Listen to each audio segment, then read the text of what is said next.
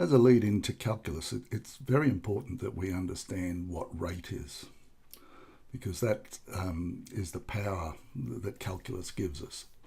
The power to calculate a rate, and not just any rate, but an instantaneous rate, which I'll talk about later. So let's just get a really good handle on what rate is.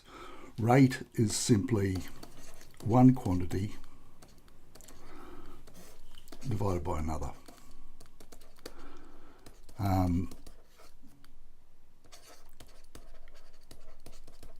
You would be very familiar with distance divided by time. So distance is one quantity, time is another quantity, and if distance is in, say, kilometres and time is in hours, then distance divided by time we know is speed, and because it's kilometres divided by hours, it would be in kilometres hour. It's H, not HR, H for hours. The units would be kilometres. Now, because the H is downstairs, you know from your background in indices that anything downstairs is to the negative power if you want to bring it upstairs. So we've brought hours up, put it on the same line here as kilometres, so it'll be kilometres hour. Now that's kilometres, you may sort of also know it as kilometres per hour, but that's probably a more scientific way to write kilometres per hour. It's kilometres hours to the -1. That's one example. Another one, you may measure, say you have some sort of pipe and you're getting so many litres per minute flowing out of through the pipe, and that can be the abbreviation for litres is capital L, and then minute to -1. So there's another example of rate, and probably yet another one, say with money, it is dollars per year. So you're thinking of like an investment. You may buy something and it appreciates at so much per year. You may invest money, dollars per year, all sorts of possibilities there. So dollars per year. Okay, so that's what a rate is, and most of the rates that we have come across so far are average rates. For instance, we're talking about distance, calculating speed, way back in our first example here. It may be over a period of 3 hours, and so we can divide the total distance travelled by the 3 hours and we'll get our average speed. At no stage has the object necessarily gone that speed, but it will have averaged that over the 3 hours. Likewise, with a pipe, there may be pressures involved, and the pipe did not always have the same flow rate, but this we could work out an average in litres per minute over a period of time, and the same for money. So rate, average rate is what we've been doing.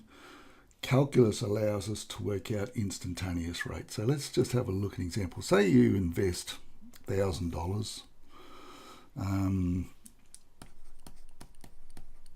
at 10%,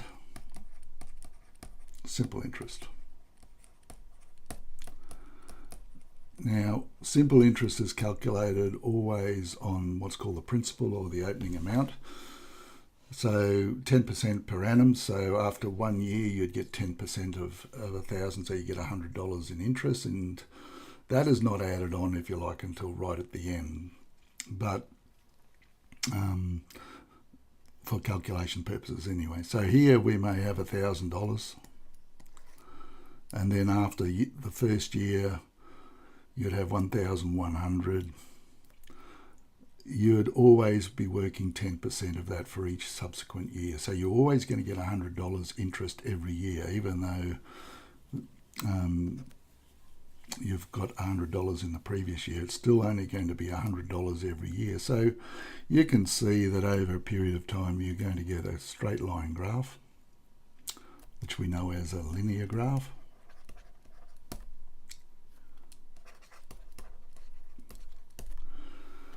And so after 4 years, you'd have 1,000 plus 10% of that, which is 100 times 4, so 400. So you'd have a total of $1,400 after 4 years. Okay, so that's we could work out an example. The growth rate by simply anywhere under there doing a rise over run. So here's over 2 years. So our run would be 2 and our rise would be over 2 years. We know it's going to be 800. So no, over 2 years it's going to be 100 per year, so that's 200. So that's our rise. And so our growth rate will be the 200, that's the rise over the run, so that's $100 per year. Okay, and $100 per year. If you want to work that as a percentage of 1,000, that would be 10%. So that's another way of looking at it. But it doesn't matter where I draw this triangle underneath here. I could go across 3 years and it'd go up $300, and that would still be $100 per year. So that's the growth rate. What happens if I say put $1,000 at 10% compound interest? Well, what would the graph look like? You would start off at exactly the same spot at $1,000, and then after the first year you would have exactly the same. You would have $1,100. So you'd get $100 in the first year. Now, as you probably may know, with compound interest, when we do the second year, we would do 10% of $1,100, not $1,000. Compound means that you work out 10% of the previous amount and then you add the interest in. So you'd have 10% of $1,100, which is $110. So it would start going up, and it would be a curve. Okay. So this is a different scenario to simple interest because this is a fixed or average rate. We could work out an average rate over the next, say, 2 years here. We've gone through the writing here, but anyway. So we could still do rise over run. So here's my 2 years. So I've gone from, to 2 to 3. So this is 2 years. And we could work out our rise. And that, if we actually worked out that would be the average over these 2 years. It's not the instantaneous rate at any point on the graph. We are simply here working out the average rate. So if we moved back here to 1 year, and so this would only be 1 year now, and drew the line from there to there, that would be the average rate in the first year. And the closer we move this point back here to the starting point, the closer we get to the instantaneous growth rate at 1 year. And that's where calculus comes in. If we've got a function like this, and we are interested in finding the exact rate of change of y with respect to x at that point, we consider another point, a very short distance. Now this is magnified, but it's going to be very, very close. That is h units away from the original. So if this is x, this point here, if it's h units away, will be x plus h. If this is x, this will be f of x, because y is a function of x. And x plus h, if we come across there, if this is x plus h, this is f of x plus h. Now that will be my run, and that will be my rise. And if we make h very, very small, so in other words, this point gets closer and closer and closer to the original point, we get the definition of the derivative in calculus. So the definition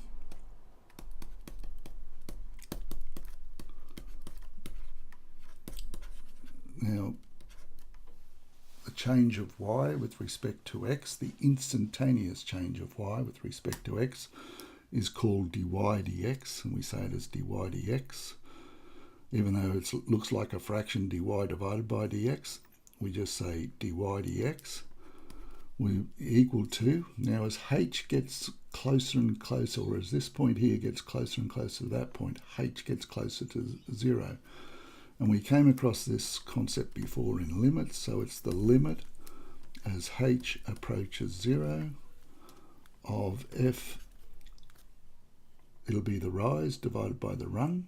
The rise is equal to f of x plus h minus f of x, so it'll be that quantity there minus that quantity will give us that bit, which is the same as the rise. So f of x plus h minus f of x, all divided by the run, and the run is simply h.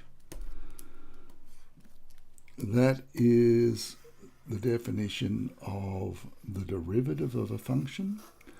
It is the instantaneous rate of change at that particular point.